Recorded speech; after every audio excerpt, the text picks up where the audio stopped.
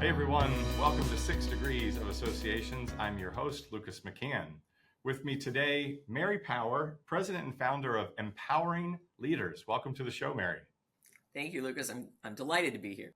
Well, it's our pleasure. I can already tell from our pre-show conversations, this is going to be wonderful. Mary, I'm going to turn the microphone over to you and tell us a little bit about your background with associations, how you found associations, and then we'll get into empowering leaders. Sure.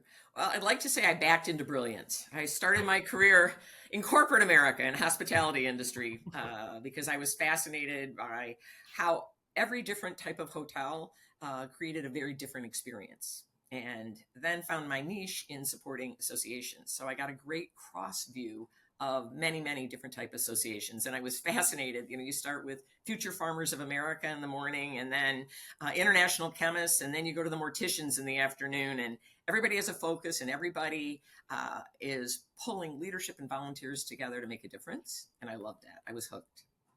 So from there, I went and ran 3 associations as a CEO. And one of the associations I ran was the HR Human Resource Certification Institute. And as part of my CEO package, I was given a coach. And at first I was like, what? Are they hedging their bets? They just hired me? What are they doing here? And then I worked with a coach and saw how incredibly valuable the experience was. Got coaches for my senior team.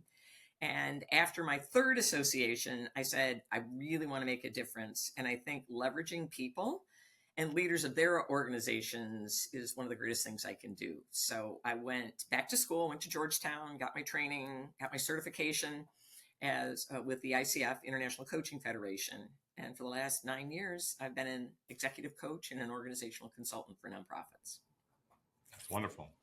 My mother used to say variety is the spice of life. And so it's very much getting in our organization as well. We get to see sort of the full landscape, right? And we get to do, as you say, one thing in the morning, something completely different in the afternoon. And I think it leads to just an eye-opening awakening to a broader view of the industry. Really, and you see the problems aren't always the same. No.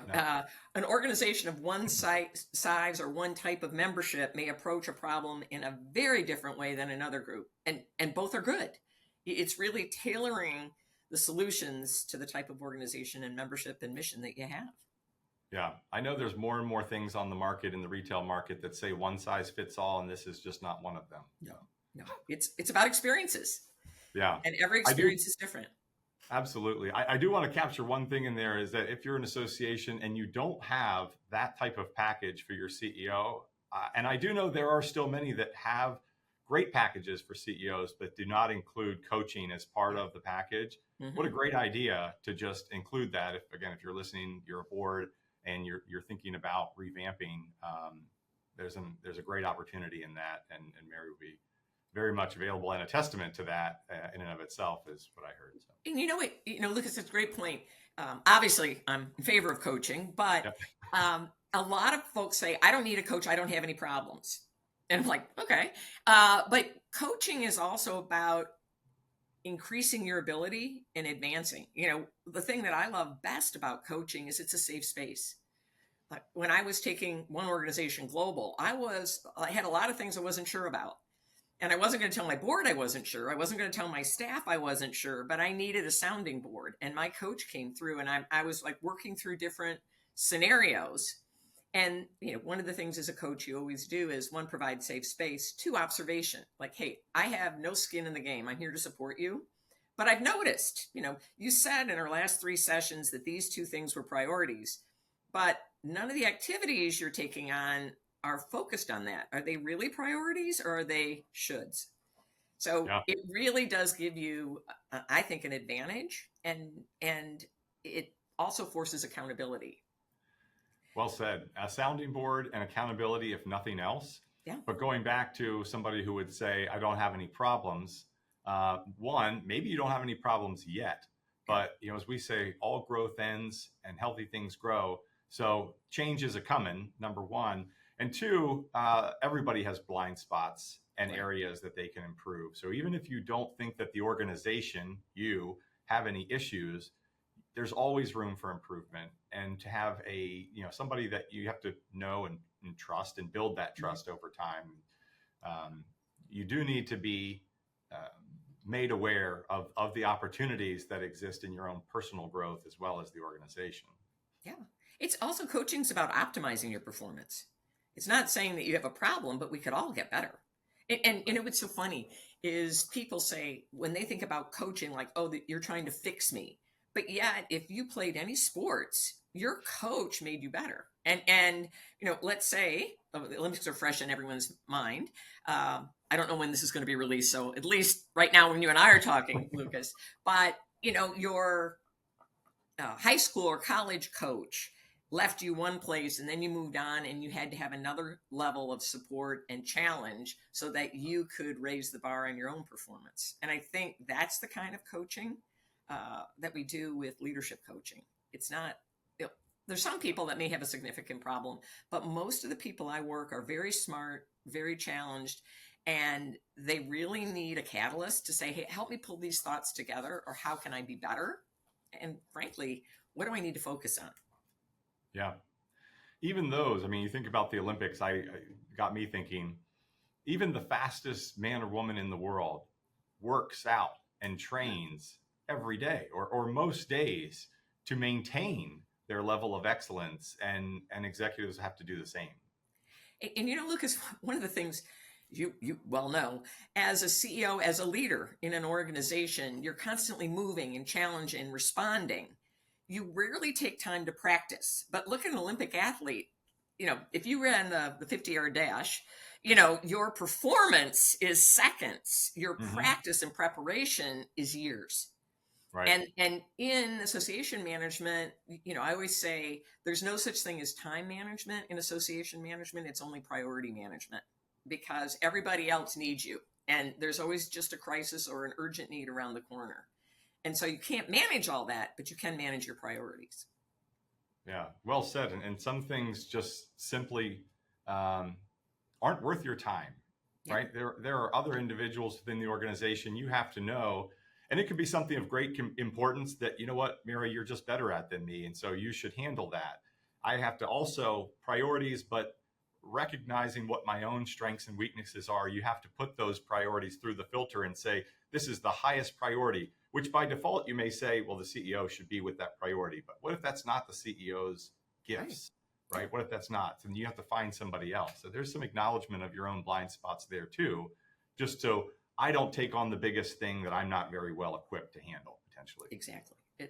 And there's no one way to be a CEO. There's no one way to be a senior leader. You've got to look at the context of the organization, and a strong leadership team catalyzes each other. So you really have to play to the strengths and weaknesses. The smart CEOs are very clear on their weaknesses and they hire to their weaknesses. The weaker CEOs want people that just think like them because it's easy to have a conversation with them. They get you. Right. They may get you, but the organization isn't as strong or as the organizations that succeed typically have a very diverse leadership in that context. Right. And you know, diversity in skills, diversity in experiences, diversity in gifts and talents, all the things, but those and that act as a team. And you know, you don't want any exactly bickering and challenging. It's an understanding and working towards a common goal. You're absolutely right. And an understanding of, hey, I'm not that good at this, but I need you. And it's not a weakness. It's saying my strength's over here. Let me leverage that strength, and I need you to handle this area or this focus. Yeah, there's a little humility, but there's strength in that humility. The other thing too is one of the biggest challenges that many leaders have is, I usually do this, but under stress, what do I do? Because we all think about how we operate when things are good. Often it changes when things are not so good. And that's when you operate on your intent, not your impact. And I spend a lot of time coaching on, I get what your intent was. Do you realize what your impact was? And under stress, it is often more and more negative than positive. Yeah, that's fair. Speaking for myself, I know that when the heat turns up, I can tend to sort of be a little bit more stoic. I can sort of pretty thick skin. I can take the hard news to the forehead, so to speak. And, or I can say, you know, lots of metaphors, this thing to death, stuff rolls off my back, you know, like off a duck's back. The downside of that, though, I know, is that that's probably more of an opportunity to communicate, the time, rather than be stoic and be, everything's fine, I'm processing. But the self-awareness piece of me says, well, I also need to communicate the urgency and the expectations in that point, rather than, take it on and sort of give the people the feeling of this is fine when it's not. Absolutely right. There's always three filters. What do I need? What does the team need? What does the organization need? And I love that. that if you go through that checklist, sometimes they don't always match, and you've got to make some decisions. But at least you have a pattern to follow and pursue. Yeah, I feel like we need a worksheet for that, Mary, that we can attach. We can attach to when this episode releases. If you have something, with your name and logo on it, let's attach that, because I could use that personally. Hey, if something really big is happening in your organization, by the way, something always should be big happening, positive or negative. Exactly. What a great exercise to write down in this moment. What do I need? What does the organization need? What does the staff need? So, because usually you focus on one or the two. Right. Off the top, usually that's a coaching tool that I have, but I could see what I could put together for you. Be happy to. Yeah.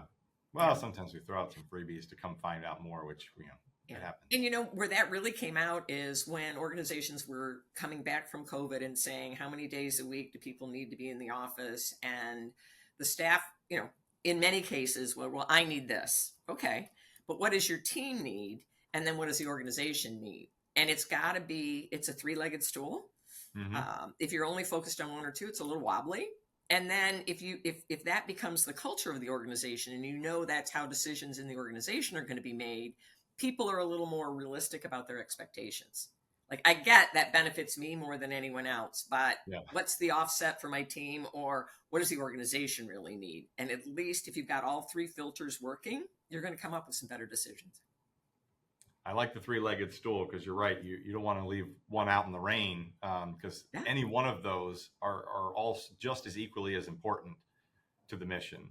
Absolutely. Yeah. I was going to ask you about, as I mentioned before the show, what are some trends that you're seeing? And you sort of led us down the culture path here naturally. So, let's talk a little bit about culture in today's environment. And I know you have some thoughts here on how we can build great cultures in hybrid environments and in distributed workforce environments. Let's jump in. Post-COVID, everybody's been saying, well, it's all about culture. It's about building culture, and we don't realize the things that we took for granted. So you can't take what you used to do and just throw it all on Zoom. And it's really being cognizant about styles, learning styles, interaction styles. And one of the examples I always use is when you have a session on Zoom and someone says something that you're not comfortable with, it's not a big deal, but it's on the back of your mind. If you were in an office, you'd wander down the hall and say, hey, Lucas, you said this, and I'm not sure what you meant. Were you upset? You get to the bottom of it. However, if you're on a Zoom, you're going to run off to the next Zoom. It's not worth a phone call. You don't want to make a big deal out of it. But the next time you and I are in a meeting, now I'm extra sensitive to that subject. And it really causes conflict management issues that need to be taken for granted. And then we did talk, I call it Zoom stacking. One of the problems today was Zoom stacking, and we're all guilty, because you can, you can have one meeting right after another. But the problem is, if you had a meeting, you went through your action items, okay, everybody's ready to go, and then you hop off and go to the next one, you don't have that reflection. If you were in a face-to-face meeting, you'd be walking down the hall, and I'd say, Lucas, I was thinking about Bill's comment. I wonder if there is an opportunity for us to explore this, or I wonder if that might be a problem down the line and you think we should do something with it. We've taken the reflection time out of the meeting, and it's only what happens in the meeting at the time, and then we all rush off and do the next thing. So the immediate gets done. It's that combination of the urgent versus the immediate, and it's challenging. And it's a double-edged sword. I think you kind of mentioned both. It could be somebody says something that rubs them the wrong way, and you are without the 3D context of a face-to-face personal connection, as we mentioned earlier. it might be a text, but even that, what we call 2D conversation, can get, there's some things that can get lost in translation. And if you don't have even that, it can still fester, right? It can just plant a negative seed within the relationship, and you got to keep things healthy. You have to keep people current. On the flip side, as you mentioned, it could be missing the opportunity to sharpen an idea that started out really good, or water the seed. We're out of metaphors, I think, but or I am. Oh. But to hone in on the growth of something that somebody said that could just be a really brilliant idea, but you ran on to the next meeting. Maybe you wrote a note in your notebook, but you're, at the end of the day, you're 5 pages into your notebook and notes, and it's difficult to catch up on everything. And even if, like, let's say you and I are on a Zoom call and you said something that sparked an idea, and I'm fifth in the queue, the conversation has gone someplace else, and now it's, well, it wasn't that big of a deal. I'll talk to Lucas later, and you and I both know it's probably not going to happen because we're both going to get busy and the idea is gone. Right. The other challenge, though, is compensating when you get people together, trying to have all that interaction in a short period of time, especially with too many people. So you've got to also find the balance of creating space and communication and opportunities for real valuable exchange. Yeah. Some people are working a lot with asynchronous collaboration, because think about it.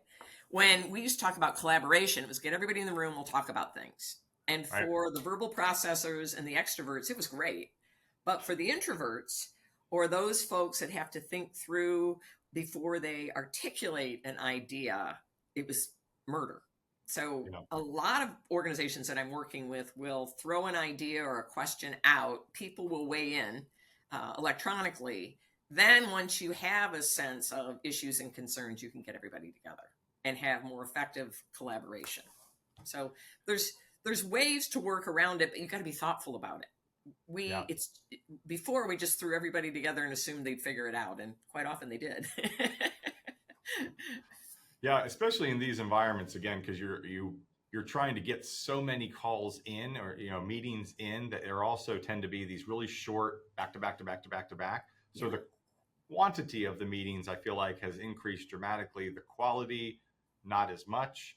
And so more of an emphasis, we try to put more of an emphasis on, show up prepared, have an agenda that goes out 24 hours in advance to give people who want to think about a topic, like, oh, I realize we're going to be talking about this topic, and I have some time to think about my thoughts and maybe bring my own notes. And so when it comes up, I'm prepared to throw in some good insights, as opposed to if it's dropped on some people in the moment. As you said, there are people who can react quickly, out loud, and no problem.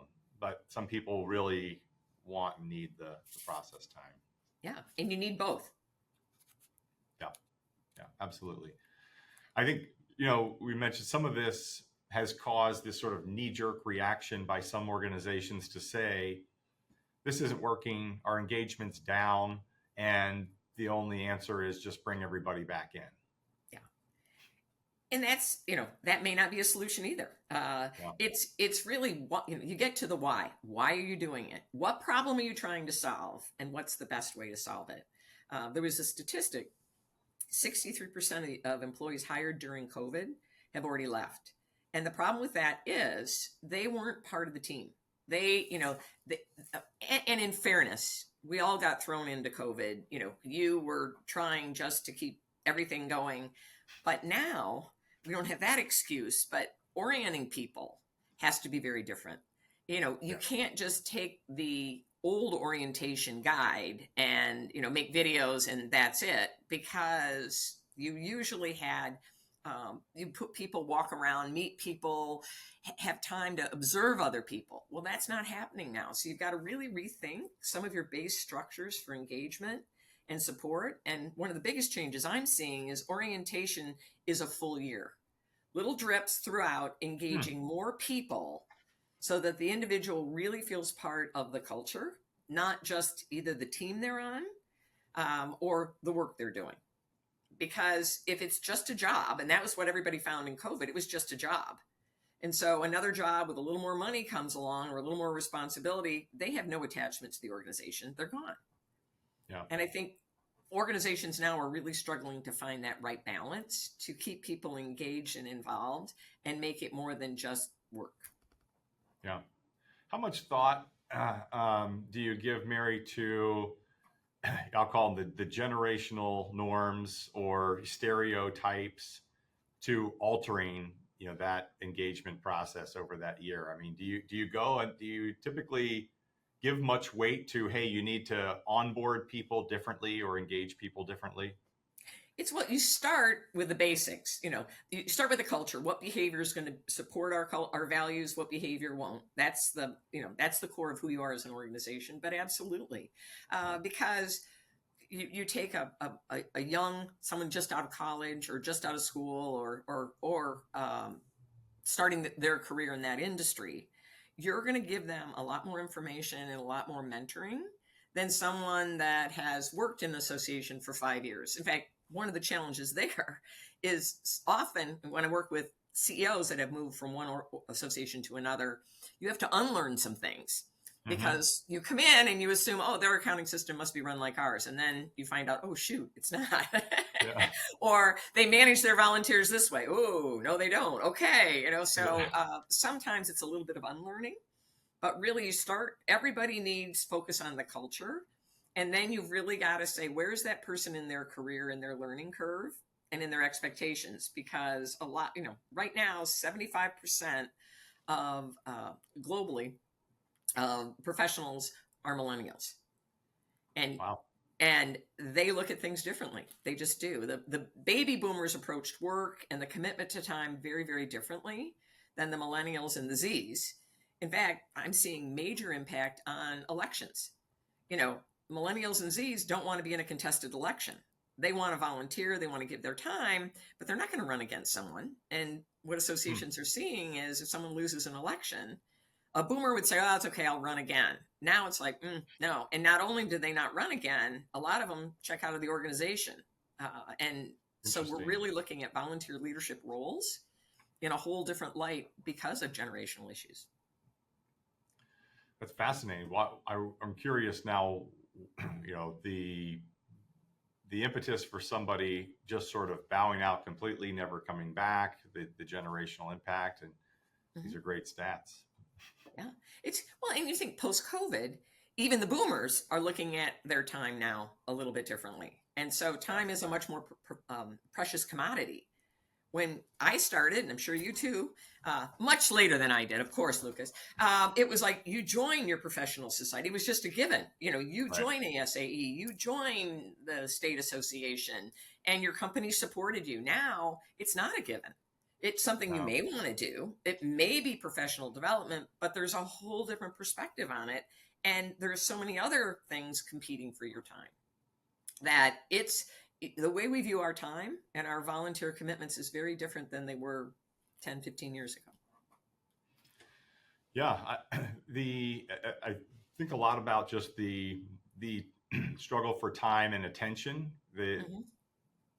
sort of the need to jump around almost, right? There's an urgency about everything, sometimes whether it's important or not, but there's almost a need to explore everything before sort of trusting and jumping in.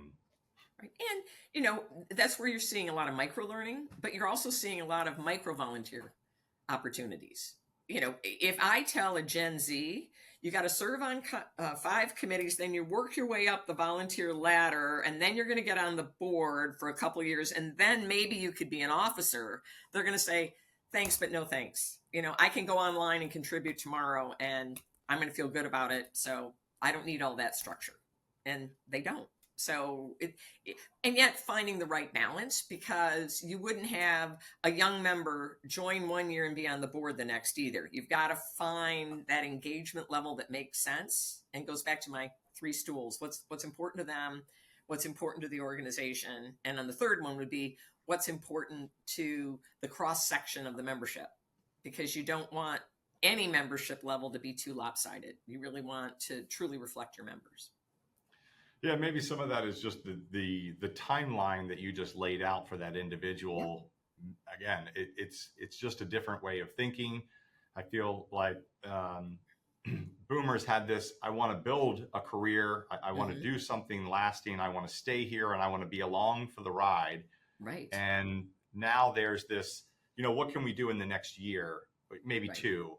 Can I get to the top? And maybe it's not going to get to the top, but that's really what I'm thinking about. And everybody wants to retire early and, get all their time back. And I want to be just independently wealthy by 35 and then kick Well, out. there you go. That's always a good Yeah. goal, I guess. But Yeah.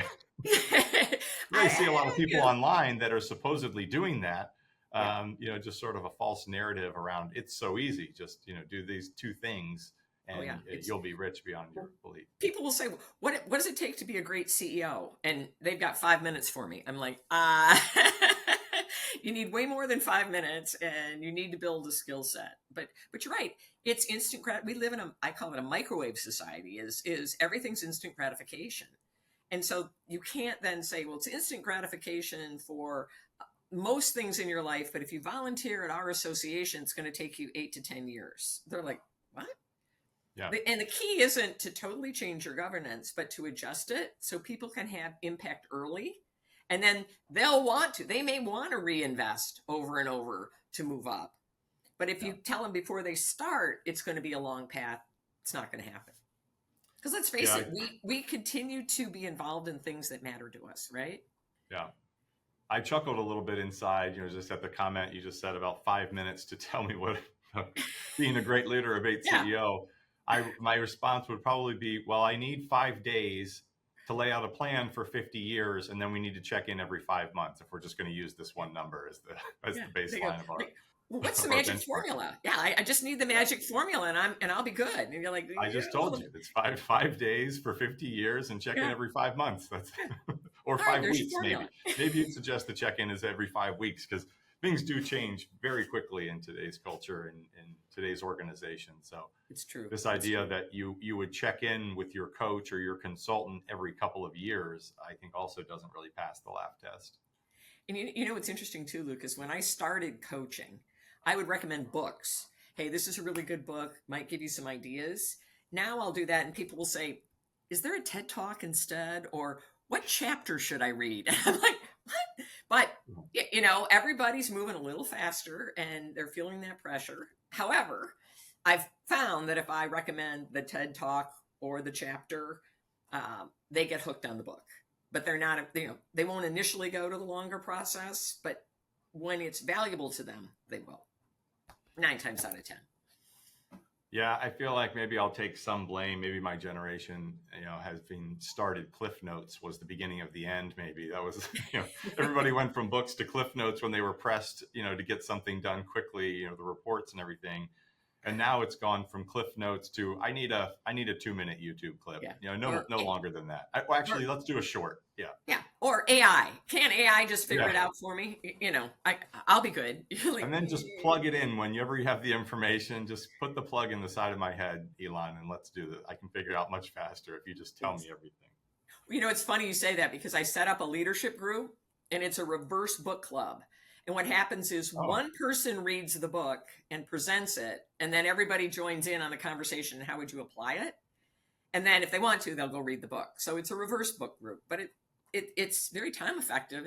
And you have it's not the book that's important. It's the discussion about the book and how you'd apply it that really is valuable.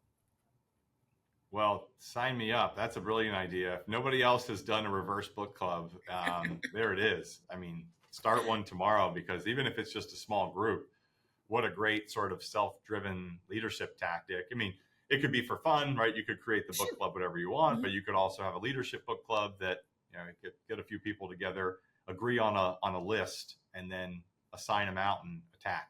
Right. And, when you do that too, Lucas, it's, if I'm reading for my own pleasure, I read one way, absorb one way. If I'm reading, I'm going to present or I'm going to share, I read very differently. And I think I capture more. So I think I learn more if I'm the presenter for that book than if I'm just reading it for my own professional development. Retracting your own bias, if you will, in an effort to zoom out and get the broader picture of impact and purpose of the teaching. Right. And then you gain the experience of everybody else. So it's like, hey, how would you use this in your organization? Have you come up with any experiences like this? Or are you struggling with something, that this might make a difference. And then you get a lot of varied perspectives, which add to the book too. Yeah, absolutely. Well, I'm going to take us on a hard left turn here and open us up to a couple of fun ones. Are you open to that, Mary? Sure. Okay. First fun one is, what's something you look forward to every calendar year? I love this question. So, January 1st or December 30th, 31st, if you're really on top of it, what's the first thing that goes on your New Year's calendar? The first thing that for me is blocking. It's a survival thing, is Okay. blocking free time, because I have a bad habit, like many CEOs, I give all my time away. And then I realize my husband goes, when are we going on vacation? I'm like, I haven't protected it. So the very first thing I do is plan my vacation time for the year, so that I know no matter how crazy things get, I'm going to have that little block to catch my breath and refresh. So that's my goal. That's great. And that could vary for everybody. I mean, some people that might mean 2 weeks, maybe for others that's 2 months, but whatever it is, I love that. Bake it in, protect it. Yep. Because if not, you always mean to, and then, that week's now taken, I'll do it this week. Oh, that week's now all right now. And all of a sudden, you're planning in November for your vacation to catch up. And by then your vacation is long overdue. And put it in ink, not pencil. There you go. Otherwise, too easy to rub it out and put something else in. And okay. I asked you this before, which I know this is going to be a difficult question, but what has been the best association event you've been to, and why? And you warned me at the very beginning of our discussion, and it's challenging, because my first association that I was CEO of was the then Convention Industry Council. It's now the EIC. But my board were all heads of meeting planning industries, and my certification board were all meeting professionals. So every venue, every meeting was focused on the wow factor. Yeah. And so my selection of opportunities, ASAE always does a big wow, PCMA, MPI, wow. But I think the biggest wow for me was my first international conference, IMEX, because you got all the wow elements of a normal meeting industry, but it has an international flair. And what does each country focus on, and what do they do, and how do they draw people in? Because when you think about any meeting experience, is how do you draw them in, and how do you create a unique experience? So I think because it had the international flair, it moved up on the wow factor. Yeah, that's great. But every meeting, it gets harder because the wow gets a little harder. Been there, done that. But what can we do that's truly unique and also represents who you are and what you offer? You can do some wow things, but no one remembers what company or what organization did it. That's a failure in my mind. It's got to be wow tied with mission and tied with recognition. And that, that's the formula for it. It's the theory's easy. It's the execution that's the hard part. Got to be both revolutionary and relevant. There you go. Absolutely. Okay, something about Mary that we could not find on your resume or on your website. I made it a personal goal to have a valuable experience in every state. So I've hit all 50 states, and the valuable experience had to be spend the night and attend a cultural event or an attraction. And, I added eat somewhere with napkins, with cloth napkins. And that's not to be a snob, but it means I can't drive through McDonald's and say that it counted. Right. So, and it's one of the best things I ever did, because it forces you to spend some time, learn the stories, learn the culture, find something unique and interesting about every state. And it has been one of my most enjoyable learning experiences. Well, I hadn't planned it, but you forced a follow-up question of, can you give us 2 recommendations from that journey, that experience that we have to go and do? Well, one of the funniest, is in Iowa. I went to the Corn Palace, and there is a building with actual corn stalks around it, and the locals refresh the corn on each one. I always did something cultural. So I'd say, depending on your taste, is it Jazz Fest in New Orleans? Is it, there you go. Yes, the other thing too, is I would always ask, what's a local specialty?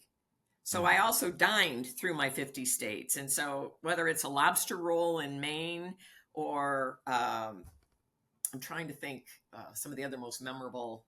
Oh, I had a Ghirardelli chocolate souffle in California. I mean, Ooh, but it tastes so much better when you know kind of what the story is behind it. yeah, So if you can find the story behind any of the adventures, I say go for it. yeah. Jazz Fest for me is a 2-in-1. I go every year, just Uh-huh. speaking of, and you get the experience of the jazz and the music and the Hmm. artists. But the cuisine, if you've been there, they have specific cuisine that they have at the event that sometimes they don't serve and all throughout the year. So they'll have chefs come in from their restaurants and they'll make a specific dish just for Jazz Fest that isn't even on their menu. And so that's part of the fun is, hey, let's go find, sort of some of the specialty foods That's while we enjoy some fabulous music. So exactly. And in most restaurants, I learned when I ran the Convention Industry Council, you always ask for, well, what's the chef's specialty or what does the chef like to make? And a lot of times they'd make, they're tired of, I'm going to serve L3 to the banquet or D4. yeah, They love to exercise their creativity to really come up with something different. that's a great question. Look, we got travel tips and tricks added to 6 Degrees of Associations today.